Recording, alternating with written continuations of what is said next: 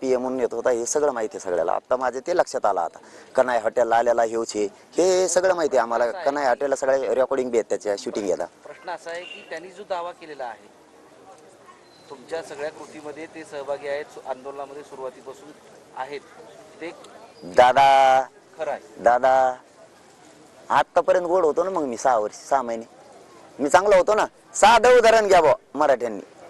हा मी मराठ्याच्या बाजूचा आहे. यांना काय मिळालं नाही, यांना ट्रॅप रचून बदनाम करायचं समजून घ्या. याच्यात मुख्यमंत्री शिंदे साहेबाचा बी एक प्रवक्ता आहे, याच्यात त्याचाही नेता आहे. त्यांना काय काय मिळवायचं होतं त्यांना मिळालं नसन. त्याचा शब्द आत्ताच सांगितला ना तुम्ही, काहीतरी पाणी माझ्या हाताने पेलं असतं तर मी मोठा झालो असतो. त्यो मग त्याला मोठं व्हायसाठी येतो का माझ्याकडं? तो नेता मोठं करायसाठी येतो का तिकडचं? तू प्रवक्त्याचं ऐकून बोलतो का? मला हे असल्या चिल्लर लोकांवरती यांच्यावर ध्यानच नाही. हे कसल्याचे महाराज असले हे बघा. एवढंच विचारलं ना, इतक्या दिवस प्रक्रियेत तुम्ही होता, वेळेवर यायला पाहिजे होतं. तो कुठं गेल ते तो खाली होय. मराठ्याच्याच बाजूने बोललो ना. मग मराठ्यांचा लॉस करणारा माणूसच मला संग नकोय. त्यावेळेस जर महाराजांच्या बद्दल माझ्याकडून शब्द गेलेत तर मी त्यांच्या चरणी महाराजांच्या जगद्गुरु तुकाराम महाराजांच्या चरणी लीन होऊन सरळ माफी मागतोय. आयुष्यातली पहिली माफी. हो इतकं मानतोय मी त्यांना. मी प्रसार करतोय त्यांचा. हा वारकरी संप्रदायाला मानणारा पठ्ठ्या येऊ विद्रोही नाही, हा विनाशी नाही. त्यांच्याबद्दल तो विषय माझ्यासाठी महाराजांच्या बद्दलचा मी कानाला लावून सांगितलं ना. त्याबद्दल बाकीचे विषय हे चालणार आहेत. त्या महाराजांच्या बद्दल मात्र आपण सपशेल माघार आहे आपल्या शब्दाची. सपशेल.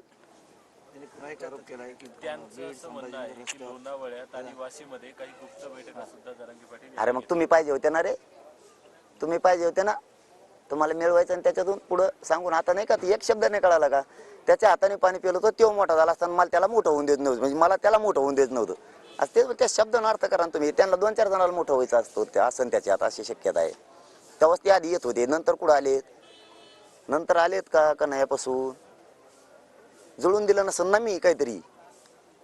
हे एकदम सोपं आहे. याच्यात शिंदे साहेबाचा बी एक प्रवक्ता आहे नसता. ज्याला साधे मोबाईलचं फेसबुक बी विचारित नाही त्याला लाईव्ह मीडियाचे हेड ऑफिस कसं काय विचारायला लागले? समजून घ्या ना थोडं. ज्याला फेसबुक लाईव्हचे लोक विचारत नाहीत त्याला ते काय समजायला लागले? त्यामुळे त्याला काय आरोप करायचं करू द्या, कारण तो ट्रॅप आहे. तो मला बदनाम करण्याचा सरकारकडून रचलेला ट्रॅप आहे त्याच्या माध्यमातून. त्यामुळं बाकीच्याला मी काहीच नाही. फक्त तेवढ्या शब्दाला माझी सपशेल माघार. जगद्गुरु तुकाराम महाराजांच्या बद्दल माझ्या तोंडातून शब्द गेले असतील, पण ते का गेले असतील? तू मला शिकू नको संत, हे तू मला शिकू नको, हे असे वाक्य गेले असते त्याच्या नाराजीपोटी. आणि माझी चिडचिड असतीच त्यावेळेस. कारण उपोषण करताय करून बघा म्हणा, मग कळून तुम्हाला 7-8-9 दिवस उपाशी राहिलो काय होते. त्याच्यातून गेले असते तर आपली सपशेल माघार आहे. जगद्गुरु तुकाराम महाराजांच्या चरणी लीन होऊन आपण सरळ तुकाराम महाराजांची माफी मागतोय. कारण आपण त्यांची बघताय वारकरी संप्रदायाला मानणारे. याच्या पुढचे आरोप हे ट्रॅप मराठा समाजाला मिळू नये. त्यांना वाटत होतं ह्या प्रक्रियेत जर आपण राहिलो तर याचं क्रेडिट मराठ्यांना मिळण्याऐवजी याला मिळेल. मी एकदा सांगा मला क्रेडिट घेतलेलं. मी सांगितलेलं जनतेला क्रेडिट मिळालं पाहिजे. त्यांना 2-4 जणांना मिळवायचं असं म्हणून ते मध्ये आले नाही. व्याख्या त्यांनीच दिलेली. मग ते व्याख्याची अंमलबजावणी करायला कोण येणार रे? त्याचा मराठा समाजावर काही परिणाम होईल असं तुम्हाला वाटतं? समाजाने ठरवायचं. मी नाही. समाज जर मला उद्या बाजू सरक म्हणला 1 मिनिटात बाजूला येतो. मला मोहच नाही कसलाच. परंतु एकच गोष्ट लक्षात ठेवा, तुम्ही जगद्गुरु तुकाराम महाराजाच्या आड दडून मराठ्यांचा वाटोळा करायच्या नादात पडू नका. हा जगद्गुरु तुकाराम महाराजांच्या आड लपून तुम्ही आंदोलन संपवायचा प्रयत्न करू नका.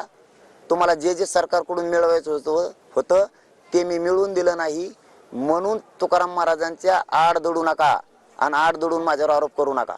हे लक्षात ठेवा. हो हे पाप तुम्हाला लय भयंकर फेडायला लागणार.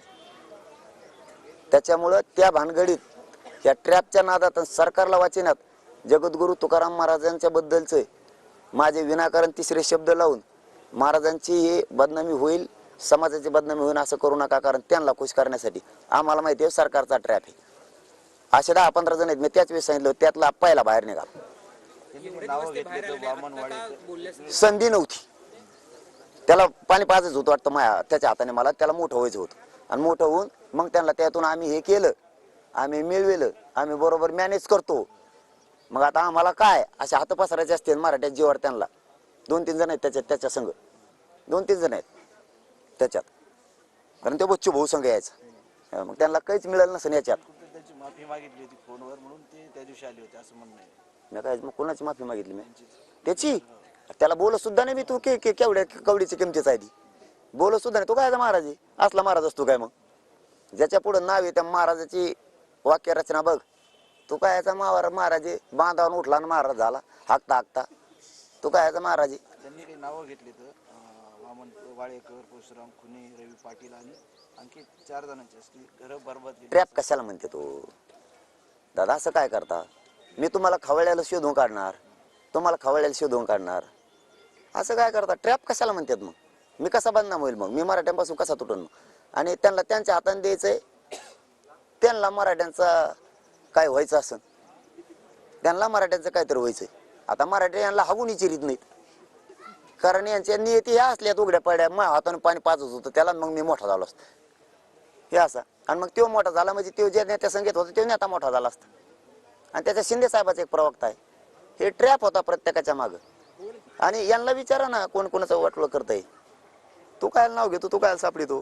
तुम्ही कोण प्रवक्ते आहेत, कोण लोक आहेत ते नाव? मला हे जवळ आले, हे ते माझ्यावर झालेला आरोप महत्वाचे नाहीत माझ्यासाठी.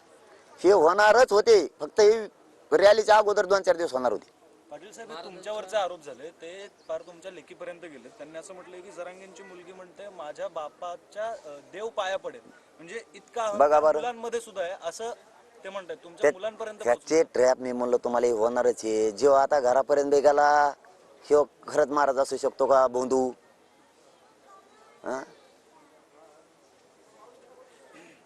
लोकांची खाजून खाणारे लोक, ही काय बाबा? मग महाराजांच्या नावाखाली राजकारण करणार असं वाटतं का तुम्हाला? खाजून खाणारा लोक त्यांचं महाराज नाही असला. मग आपण कसं 1 मिनिटात शब्द काढला, तुम्ही किती लगेच काना धरलेत जगद्गुरूंच्या बद्दल.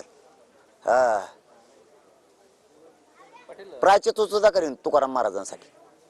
हो, 1 दिवसाचं मौन धरून प्रायचित सुद्धा करीन. हे सगळ्या स्वारींच्या अंमलबजावणी तुकाराम महाराजांसाठी काही पण जगद्गुरु तुकाराम महाराजांसाठी काही पण. फक्त त्यावेळेस मात्र गेला असन हे मोठ्या मनानं मी मान्य करतोय की ती परिस्थिती भयान असते.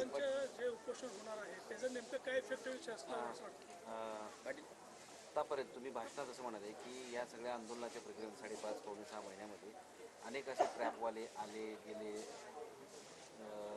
निघून गेले, आणखी काही जणांची नावं गेल्या 2 दिवसांपासून वगैरे वगैरे तुम्ही सांगितलं. हे सगळं सरकारच्या वतीनं सरकार हे काय सरकार हे या 5 महिन्यातला 5.5 महिन्यातला सरकार अनुभव काय? सरकार जे गप बसले हे बी गप बसले होते. यांच्या मागं कोण कोण नेते येतं मंत्री हे मला माहीत झालं होतं. हे बी गप बसले होते. पण आता माझ्याकडून त्या दिवशी चिडचिडीत राग त्याच्यावरती नाराजी व्यक्त केली, त्याच्यात ते शब्द निघून गेले. जगद्गुरु तुकाराम महाराजांच्या आडून यांनी सुरू केलं. नाही यांच्यातही हिंमत नव्हती, ती यांच्यात नव्हती. कारण यांना मराठ्यांच्या जीवावर कसं मोठं व्हायचं, मध्यस्थी कशी करायची, म्हणून मी प्रत्येकाला म्हणत होतो तुम्हाला मध्यस्थी करायची नाही, नीट करायची. हा, तुमचा स्वार्थ ठेवून नाही करा. त्यामुळे ते प्रश्नच विचारू नका. जो मूळ होता एक महाराजांबद्दलचा, ते आमच्या जगाचे श्रेष्ठ संत आहेत. त्यांच्याबद्दल म्हणून ते ऐकायला तयार आहे. बाकीचा ट्रॅप आहे, याला बोंबल म्हणा, बोंबल. काळामध्ये अधिवेशन सुद्धा आहे. या काळामध्ये अधिवेशन कायद्याचं ज्ञान नाही माझ्याकडे काय आलता? मला कायद्याचं ज्ञान नाही ना. तो आणि आता माझ्याकडे काय आलं येडे गेलता होता. मी नांदेडून यायला तर केच पोत आडे आली, येऊ नको म्हणलं इकडं. दुसऱ्या दिवशी तुम्हाला सभेत यायचं होतं आमच्या, आम्ही येऊ दिलं नाही. बीडच्या पत्रकार सुद्धा याला साक्षीदार आहेत. मला ते काढायचं नाहीये. मी जर काढलं ना त्यांच्या सुद्धा शूटिंग घेते. नेत्या संग येत होता ना वही बागलात गुतून कुत्र्यासारखा पळत होता ना माग तू नेत्याच्या माग. सगळ्या रेकॉर्डिंग घेतात आमच्याजवळ सुद्धा. आम्हाला त्या भानगडीत नाही पडायचं. हे मराठ्यांना आता मिळायला लागलंय. ते विषयच आता काढू नका. फक्त तुकाराम महाराजांच्या बद्दलचा मला अत्यंत वाईट वाटतंय, त्याबद्दल अत्यंत. मी तोंडात सुद्धा मारून घेतो महाराजांबद्दल, कारण ती त्या चिडचिडीत गेली असं. त्यामुळे त्याचे प्रश्न आता विचारू नका, तो करणारच, कारण त्याला दिलेलं आहे. त्याला आता तो ठेका दिलेला आहे. बघा मग असे जर प्रवचनकार असले तर जनता कशी सुधरल? त्याला माझ्या हाताने पाणी प्यायचं होतं, त्याला बाबा व्हायचं होतं, आणि कोणाला आणखीन 1 जणाला मंत्री करायचं होतं. आणि मग त्या प्रवक्त्याला आणखीन त्याचं डोंगून दुतू ह्यो, आणि ह्यो झाला बाबा, हे खाजीतून खातोय. याच्याबद्दल मला आजपासून प्रश्न विचारू नका. याला जितकं मीडियावर बसवायचं तितकं. मला एवढंच कळलं फक्त, आणि तुम्हाला सुद्धा, तुम्ही लय चतुर लोक आहेत हो. तुम्हाला एवढं सांगतो, ज्याला फेसबुक बी विचारित नाही त्याला डायरेक्ट तुमच्या हेड ऑफिसने उचललं कसं काय? याचा अर्थ याच्या पाठीमागे सरकारचं एक मोठा ट्रॅप उभा आहे. एका मिनिटात त्याला लाईव्ह घेतलं. पण मराठा संपवायला निघू नको, जगद्गुरु तुकाराम महाराजांच्या आडून संपवायला निघू नको आणि लेकरांपर्यंत जाऊ नको. तुला सुद्धा लेकर आहेत लक्षात ठेव, तुला सुद्धा लेकर आहेत लक्षात ठेव. हा. मुख्य आता म्हणलं सरकार, मी सरळ सांगितलं ना. अरे सरकार, मुख्यमंत्री सुद्धा एक प्रवक्ता आहे त्याच्यात. तुम्हाला असं वाटतं की पहिल्यापासून अशी कुठली माणसं तुमच्यामध्ये गोवली गेली होती सरकारकडनं की काय चाललं? आणखीन 19, 20, 21 जण आहेत त्यातले. पहिला बाहेर निघाले, सगळे दबले होते. मला माहित झालं ते काय काय करणार आहेत. काय काय तर रॅलीत येणार होते नुसते, आणि बोललो नाही म्हणून नाराज होऊन प्रेस घेणार होती. प्रेसची एक मिनिट प्रेसची तयारी केली ती. मी जर त्यांना रॅलीत नाही बोललो तर बोललो बी तरी ते म्हणणार होते बाहेर जाऊन, त्याने आम्हाला किंमत दिली नाही, बोललो नाहीत आम्ही इतकं केलं, आम्ही इतके दिवस भोगलं, तितके दिवस भोगलं. याच्यातला हे दुसरा ट्रॅप आहे. मध्ये एक झालाय, आता ते कोणाच्याच आठवणीत नाही म्हणून मी बी नाही आठवणीत. एक झालाय फेसबुकवर व्हिडिओ टाकून, झालाय बी. पण त्या दिवसच्या प्रेसला त्याला जाताच नाही आलं. त्याशी सुद्धा अशीच लाईव्ह प्रेस तयार करून ठेवली होती. मग आता काही जणांची रॅलीत मी नाही बोललो म्हणून जायचं आणि सांगायचं आम्ही इतके दिवस काम केलं, हे बोललाच नाही, आम्हाला इज्जतच नाही दिली, किंमतच नाही दिली, आमचं ऐकतच नाही, त्याच ओढितो. खरं आहे ना. मग मी हेकेखोरपणा आहे, मी ओढितो समाजासाठी हेकेखोर आहे मी. यांचं म्हणणं आहे सगळ्याला गुंडळून धरावं, सांभाळून तू चोळेव ना, मी नाही. मी हेकेखोर नाही, मी समाजाकडून खोटं नाही बोलत. नाही ते मुद्दाम सांगणं आता गरजेचं आहे की मी समाजाकडूनच आहे, समाजासाठी हेकेखोर आहे, मी समाजासाठी कट्टर आहे, मी समाजाकडूनच वाढणार, तुमच्या स्वार्थासाठी नाही वाढणार. फक्त जगद्गुरु तुकाराम महाराजांच्या आडून सरकारचा ट्रॅप चालू नको. लक्षात ठेव, सरकारचा ट्रॅप चालू नको. मी तर आता पुरा झुकलोय जगद्गुरु तुकाराम महाराजांच्या समोर. आणि सगळ्या स्वारीची अंमलबजावणी झाल्यानंतर मी लोटांगण घालील तिथं. काय लहानपण नाही मला, कारण आम्ही शिष्य लोक आहेत त्यांचे, वारकरी संप्रदायाचे. या आंदोलनाच्या काळामध्ये अधिवेशन आहे अर्थसंकल्पीय, आणि ते 5 दिवसात असणार आहे. 26 पासून सुरू होते. तर तुमचं काय म्हणणं आहे की या अधिवेशनामध्ये हा विषय चर्चेला आधी जावा, किंवा त्याच्यात पहिल्या दिवशी किती तारखेपासून आहे? 26 फेब्रुवारीपासून नियोजित अर्थसंकल्पीय अधिवेशन आहे. नाही, आता ते नाही आमच्या हातात, ते त्यांच्याच हातात आहे. हे होतं हातात आमच्या. आम्हाला वाटलं होतं गोरगरीब मराठ्यामुळे अधिवेशन घेतलं, याच्यात घेतील सगळ्या सोयऱ्यांची अंमलबजावणी करतील, नाही केली.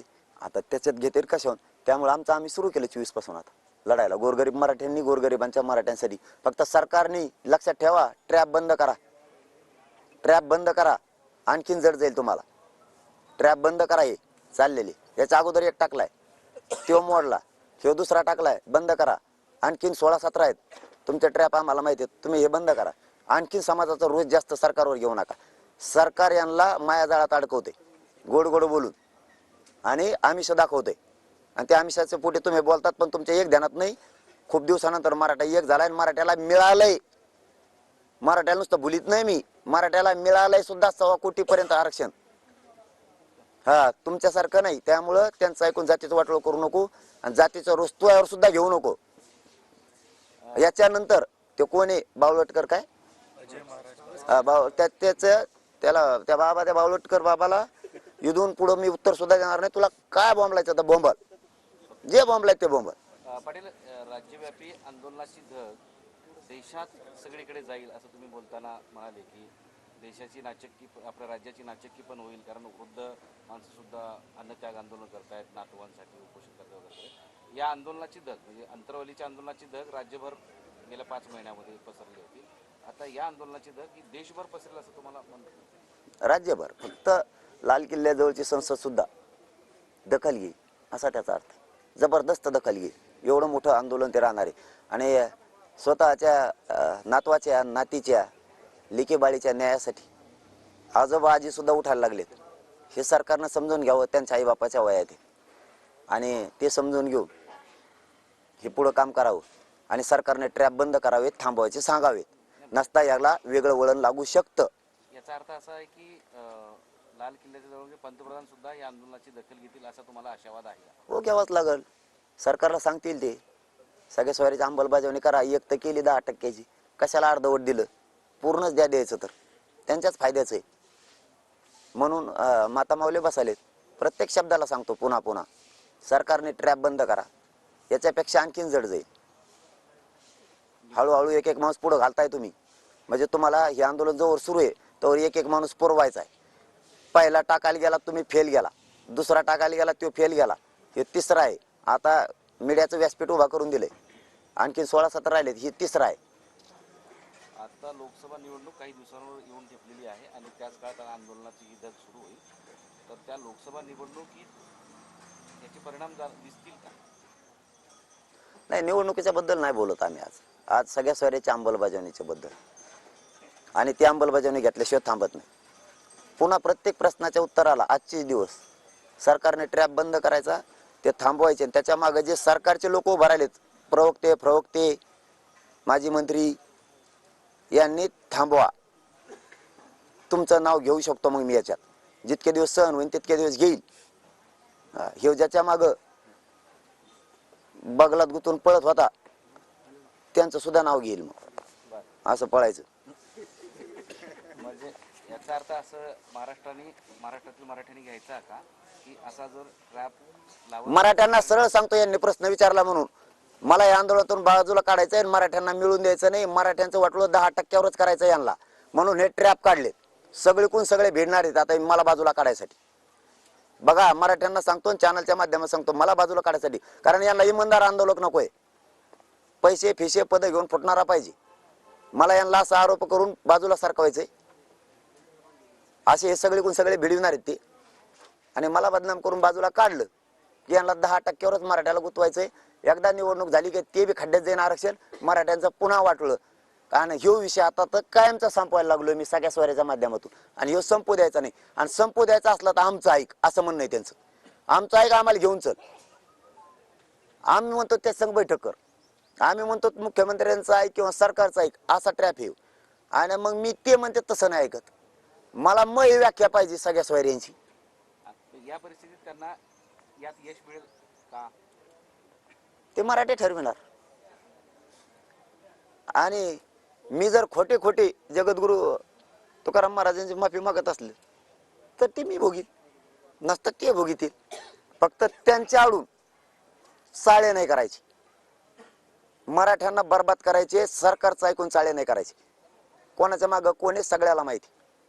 तुझ्याबद्दलचं इथून पुढे एकही उत्तर देणार नाही. तुला ज्या शब्दात बोलायचं त्या शब्दात बोल. आणि ते काय बोलला आता मी काय ऐकलं नाही, पण आता पुरं ऐकतो. याच्यानंतर उत्तर नाही त्याला. महाराजांबद्दल एवढी उत्तरं मिळाली, महाराजांचं नाव नसतं घेतलं तुला एवढी उत्तरं नसती मिळाली.